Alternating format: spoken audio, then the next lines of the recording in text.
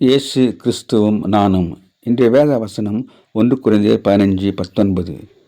இம்மைக்காக மாத்திரம் நாம் கிறிஸ்துவின் மேல் நம்பிக்கையுள்ளவர்களாக இருந்தால் எல்லா மனுஷரை பார்க்கலும் பரிதப்புகளாக இருப்போம்.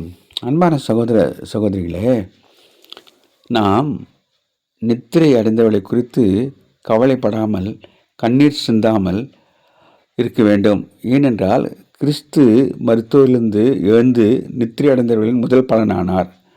ஆதாமுக்குள் எல்லாரும் மறிக்கிறது போல கிறிஸ்துக்குள் எல்லோரும் உயிர்ப்பிக்கப்படுவார்கள். அவனவன் தன் வரிசையில் உயிர்ப்பிக்கப்படுவான். முதல் பலனானவர் கிறிஸ்து. பின்பு அவர் வருகையிலே அவருடையவர்கள் உயிர்ப்பிக்கப்படுவார்கள். அதன் பின்பு முடிவு உண்டாகும்.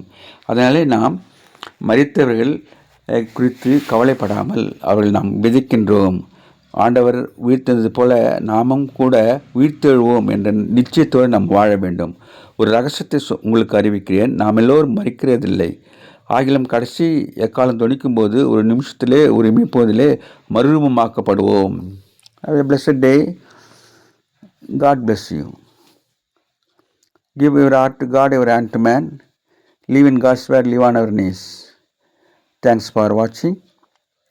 Like, share, subscribe.